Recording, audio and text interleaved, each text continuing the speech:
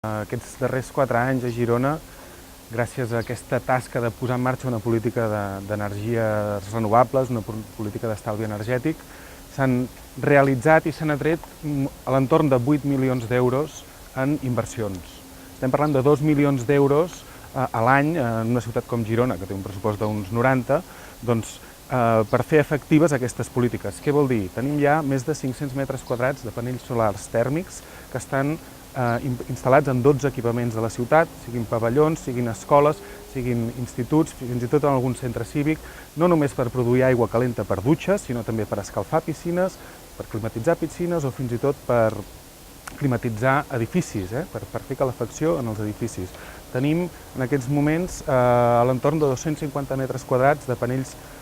fotovoltaics instal·lats a tota la ciutat i aquí, en particular, al pavelló de Fontejau, doncs està previst, ara s'acaba d'aprovar, un projecte per instal·lar 270 panells més. Això què permetrà? Doncs, per exemple, només pel que fa a aquest pavelló, doncs una tercera part de l'electricitat que consumeix el pavelló ja es podrà subministrar a partir d'aquests panells. Però no només això, són unes inversions, una inversió d'uns 113.000 euros, que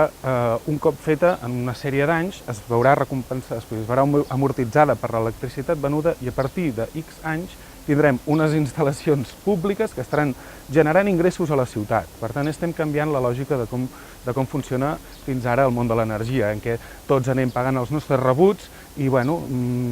si el preu puja del gas o si el preu puja de l'electricitat o del gasoil, doncs tots a pagar. Doncs estem mirant d'invertir aquesta tendència amb unes inversions que el que fan és no només estalviar diners, sinó que a la llarga ens permeten ingressar-ne més i, a més, generar ocupació. Doncs, sembla que és una política molt potent que s'ha estat impulsant aquests 4 anys i que ara el pas següent és continuar endavant, és a dir, ens hem sumat, com deia en Raül, a la campanya europea de lluita contra el canvi climàtic a nivell dels municipis, que és el Pacte d'Alcaldes, que ens suposa que el 2020 hem de reduir un 20% les emissions de diòxid de carboni, hem de reduir un 20% el consum energètic i hem d'assolir un 20% d'energies renovables. Això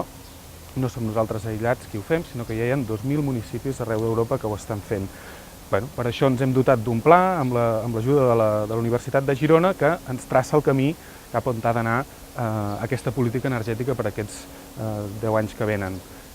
Bàsicament, en què consisteix? Home, tenim els 2 grans reptes al davant. Un és la mobilitat, és el gran sector de consum energètic en el qual hem de fer el següent pas d'introducció de sistemes de transport més sostenibles, molt més transport públic, molt més transport elèctric i molt menys cotxe. I l'altre és el nou complex de residus que està previst a la ciutat i que també serà una font no només de reciclatge i d'incrementar els nostres nivells de reciclatge, sinó de multiplicar les nostres possibilitats de produir energies renovables. Aquest és una mica el plantejament que fem i per això confiem que el dia 22 de maig la ciutadania tingui present que nosaltres ens ho creiem, ens creiem un discurs d'una ciutat sostenible que sigui no només una sèrie d'exemples, sinó que sigui un motor de desenvolupament i un motor de cultura. Si Iniciativa no hagués